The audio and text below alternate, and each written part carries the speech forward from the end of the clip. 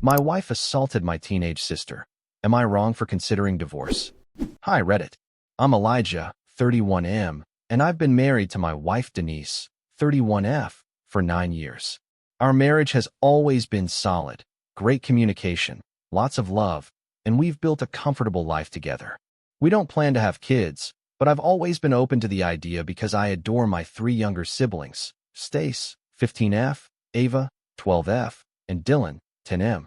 They mean the world to me, and I've been a constant presence in their lives since they were born. To give some context, I left home at 16 to live with my uncle and finish high school on his farm. My siblings were born after I moved out, but I made it a priority to visit often, bring gifts, read them stories, and be the best big brother I could. I love them like they're my own kids, and when I met Denise during my final year of university, I made it clear how important they were to me. She wasn't particularly interested in them, but I didn't mind. I figured she didn't have to be as invested as I was. Fast forward to now. I'm an agricultural professor and part-time farmer, and Denise works remotely. 3 months ago, I hosted my siblings for Christmas because our parents couldn't. I prepped the house, cooked, and made it a celebration while Denise mostly kept to herself.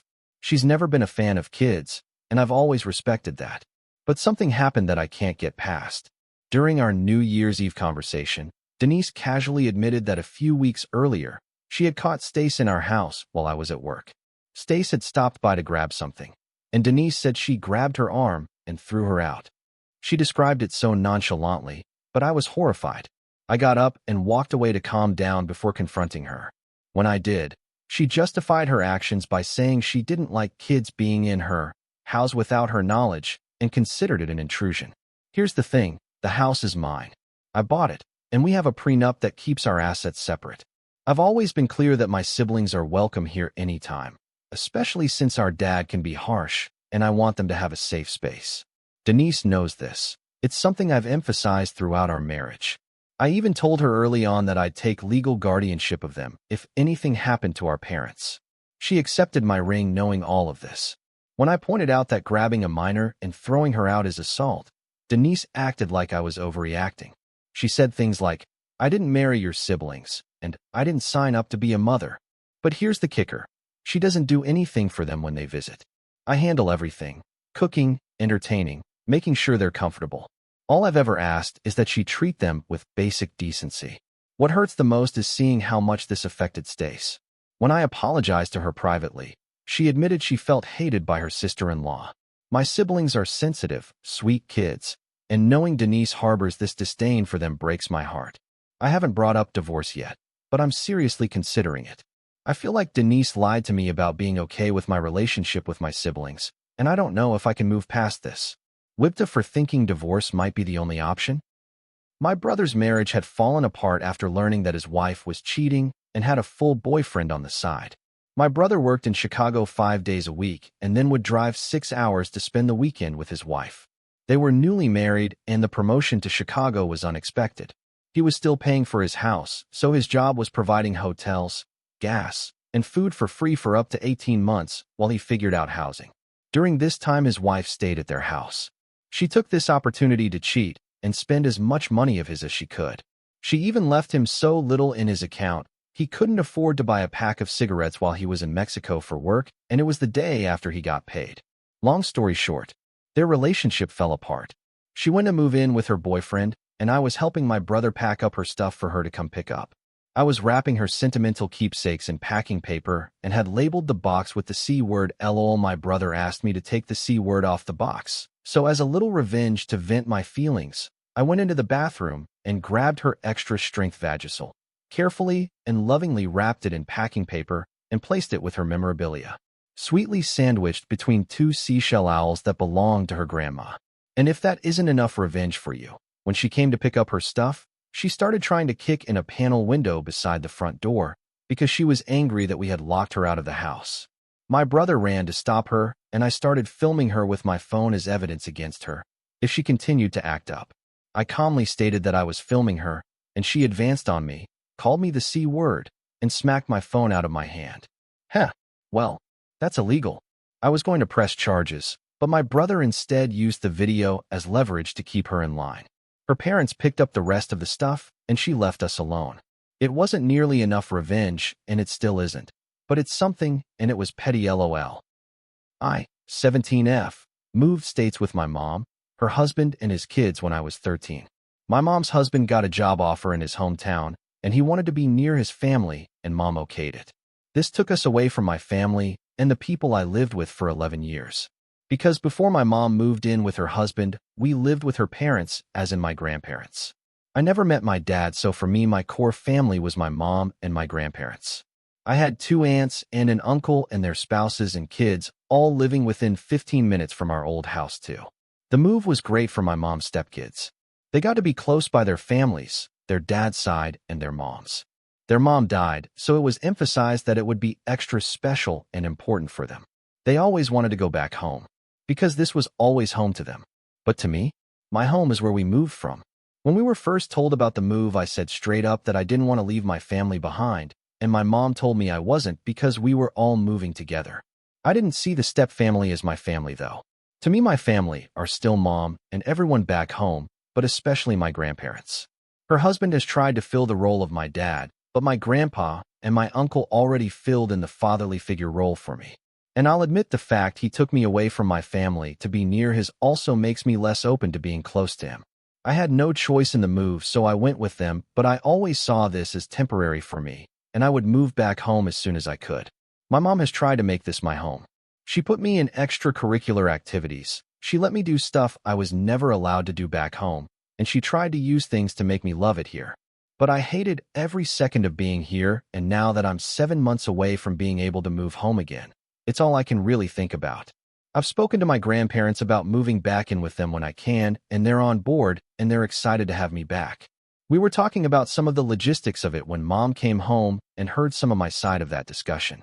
She got upset and asked me why I'm already planning on leaving, and I told her that I always wanted to. She told me she wanted to strangle me.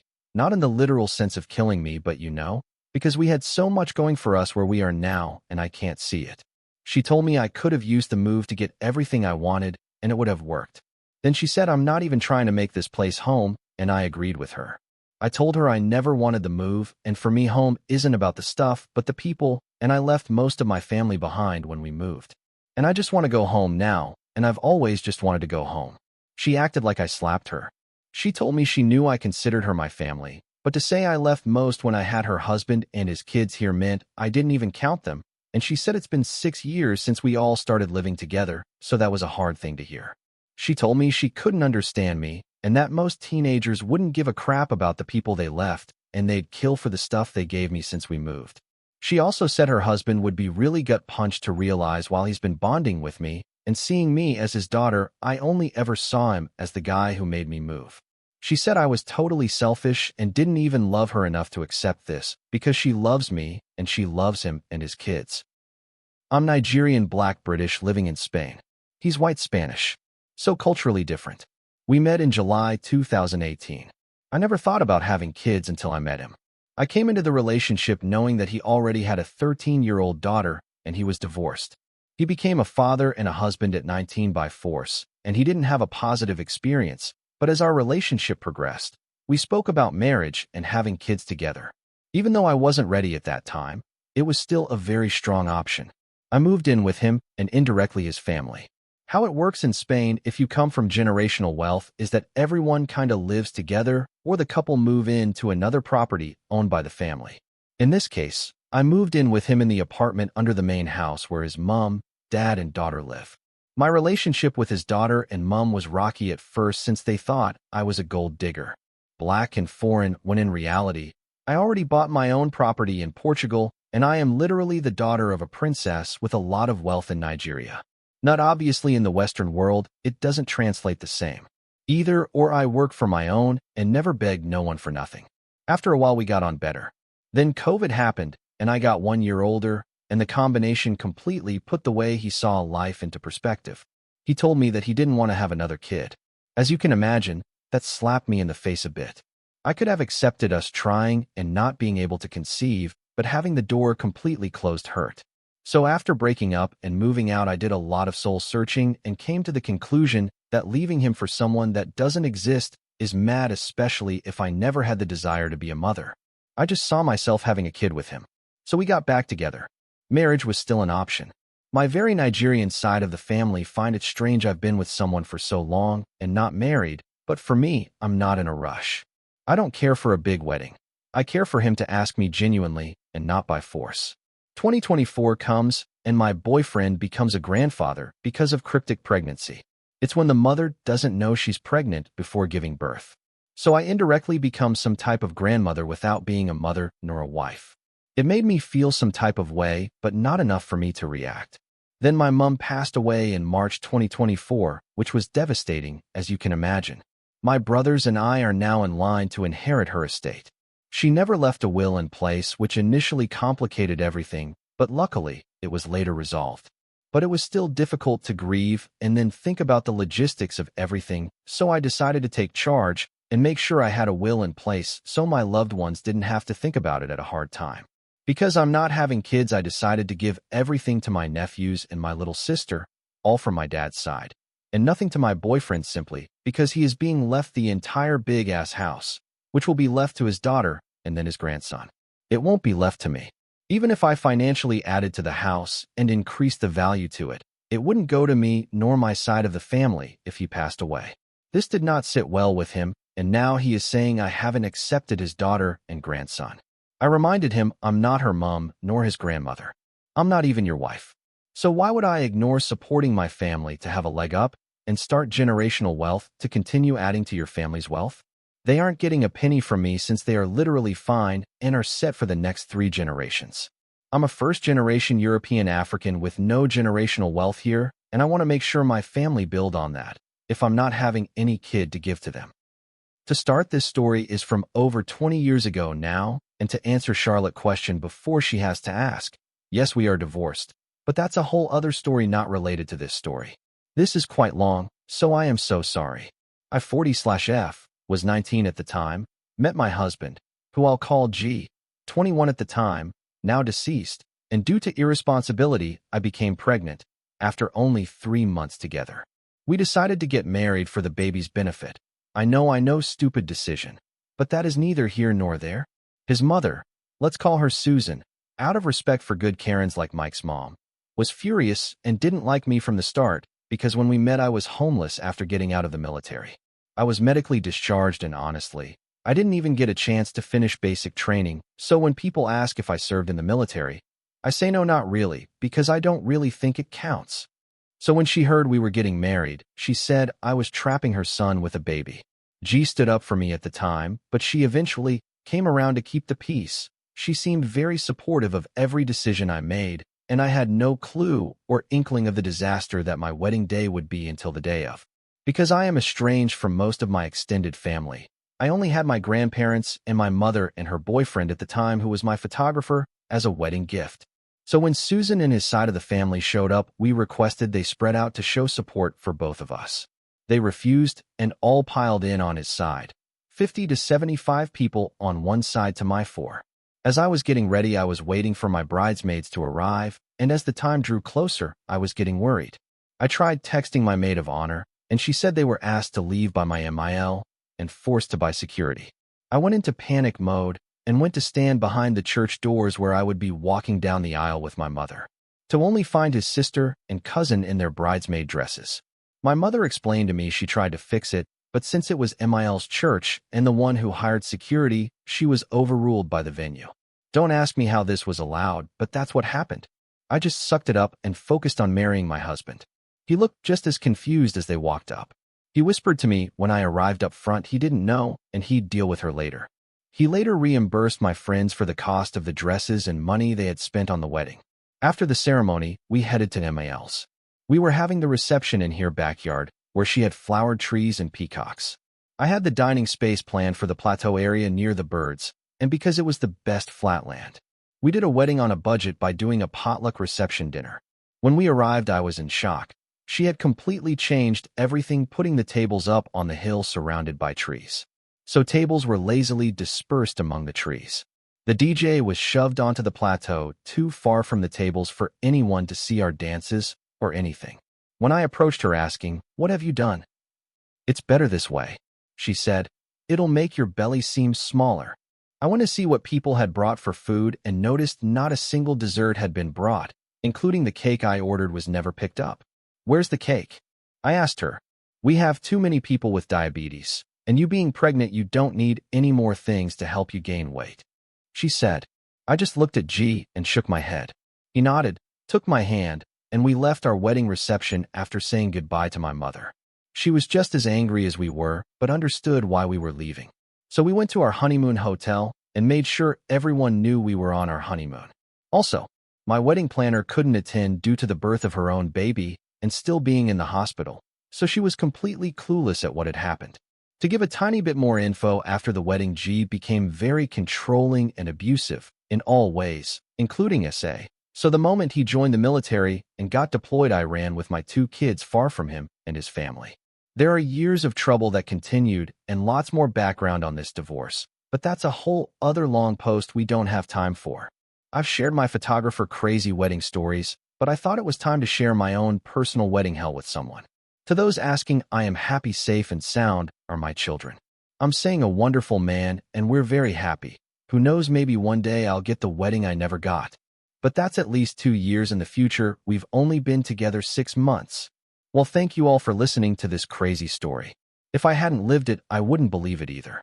Thank you, Charlotte and Mike, for hearing my story and giving me a safe platform to tell it. Love you and your channel, you beautiful ginger potato. Sorry this will be long, but I have a lot to process. I, 33F, am married to Jeff, fake name, and we've been together for 5 years. To explain my situation, I think I need to give more context about our relationship. He's 4 years older than me, and we met when I started working at the same company. We started dating, and our connection grew. We moved in together after 8 months, and after our 2nd year, he asked me to get married, and we started planning our future. Although he wanted to start a family, I wanted us to have financial security and a home before thinking about children. After our 1st year of marriage, I agreed to try for a baby. I never had much desire to be a mother, but I wanted to make my husband happy, and we thought it would be quick and easy. But it wasn't, and the more time passed, the more frustrated we became, especially him. We got checked out, and neither of us had any problems that would prevent us from conceiving. But my husband kept insisting, and I tried to be understanding because it was something he really wanted. His brothers and sister already had families with children, and he was feeling pressured by his parents to start us down that path as well. But there came a point where I spoke to him seriously about the possibility that we might not be able to have children. For my part, I was fine with that because he was my family, and I asked him if it was the same for him. But Jeff didn't take it well and left home that night. Even though I tried to reach him 1,000 times, he didn't answer until the next day. He told me he needed some time to think things over and that he would be at his parents' house. The relief of knowing he was okay didn't last long after reading his message, and I was afraid my marriage was over. For 2 weeks, I waited to hear from him, talking to his mother, with whom I've always had a good relationship, to find out how he was doing. When he returned, his attitude was more serious and cold, but he told me he wanted us to stay together even if we didn't have children. He continued to be an attentive husband, but I felt he was increasingly distant from me, and we spent very little time together. I decided to give him some space because maybe he hadn't fully processed his feelings yet, but the gap between us grew wider and wider. For the next 6 months, he was more distant, canceling dates, or fighting over stupid things, until one night, when he came home quite drunk and went to bed without saying a word to me, I decided I wasn't going to take it anymore. I shouldn't have done it, but I looked through his phone, and what I found devastated me. My husband was cheating on me with a coworker, a woman I knew who was also married. I found texts, pictures, and months of videos of the 2 of them together. The next day, after he left for work unaware of my condition, I called my best friend, who came to comfort me while I told her everything I had discovered, not knowing what to do. I felt guilty because I couldn't give him the family he wanted, and that had made him run off with someone else, even though my friend told me 1,000 times that it wasn't my fault, but his for cheating on me. I couldn't face him afterward. I couldn't find the time or the words, and 3 weeks went by like this, and my health was also affected. I vomited often and felt very tired. My husband did notice this, and for the first time in a long time, he showed concern for me, which only made me feel worse. I pushed him away whenever he approached, until one day he surprised me by asking if maybe I was pregnant. I knew it wasn't possible, but he insisted on buying a test and giving it a try. And indeed, I was pregnant. But happiness never came. I didn't want this.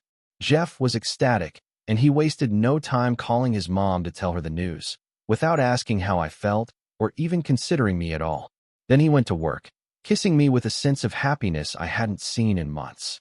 I didn't go to work. I called in sick, and I stayed home overwhelmed with everything. I didn't realize how long it was until Jeff came back, with a bouquet of roses and my favorite food to celebrate the news that we were going to be parents. I felt too sick to celebrate, but even so, he started talking about everything that was coming. The only thing I could ask him was if he would stop working so much to be home with me, but he was evasive and said it wasn't necessary until the baby arrived. Later, I checked his phone again, and it was worse than the first time. Apparently, he'd already been planning to leave me, but with the pregnancy, he told her they'd have to wait a bit for the baby to be born, and then he could leave me. He'd make sure he had custody of the baby so they could finally get married and be a family. Everything we'd both talked about and planned, he was now going to have with another woman. And in that moment, I made the decision that I wouldn't have the baby. I wasn't going to be tied for the rest of my life to this man who didn't care about me and who was going to throw me away like an old rag. I didn't say anything to Jeff the next day. I packed my things and went to my parents' house, to whom I unburdened myself about everything that had happened. In the end, they said they would support my decision, even though it was clear they didn't like the idea of an abortion. There I texted Jeff that I knew what he'd been doing, that I wanted a divorce, and that I was going to have an abortion. He didn't answer, but that night he came to my parents' house, banging on the door and demanding that I come out to talk to him. My dad took charge and told him to leave and that I didn't want to talk to him, but he kept yelling at me, calling me a murderer and saying that he would ruin my life. It wasn't until my dad threatened to call the police that he left, but he continued to bombard my phone with calls and texts for the next few days. He was joined by his entire family and some mutual friends, all telling me what a horrible woman I was for leaving my husband. I blocked everyone, but Jeff and his family kept creating accounts to send me messages and threats. Even with my fear, my decision didn't change, and last week I went to the clinic. I recovered in a few days, and my parents helped me find a lawyer to start the divorce process.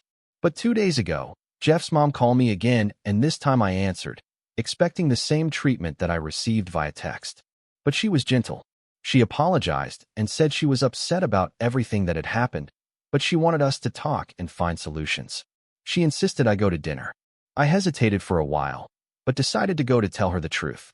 Dinner was last night, and I thought it would be just her, but everyone was there. My father-in-law, Jeff, his brothers with their wives, his sister, and some uncles I'd barely met. I felt anxious about so many people, and when I asked Jeff's mom, she told me this was a family intervention to get him to reason and return to my husband and accept the baby. The worst part was that everyone already knew about Jeff's affair, but they excused it by saying it was just a slip, a mistake, and that our marriage shouldn't suffer because of it. They wanted to do what was best for me. One by one, they explained why I should stay married for the sake of the child. When it was Jeff's turn, his speech was the one that woke me up and filled me with rage, because it was pure lies about how I had distanced myself from him. And because of that, he made a one-time mistake, but he just wanted to get back to how we were, go to therapy if necessary. I interrupted him and asked him how he could consider an affair of more than 6 months a slip or one-time mistake. And that left him cold because maybe he didn't expect me to know that information. Then I went on to ask his family if they knew that he planned to abandon me after I had the child, take me away from him, and start a family with his mistress, adding in the fact that she was also married. Everything I hadn't been able to say in person before came out in that moment. Everything he had put me through and the messages I had found on his cell phone. I ended up saying there was no going back, that I was going to file for divorce, and that I never wanted to see him again.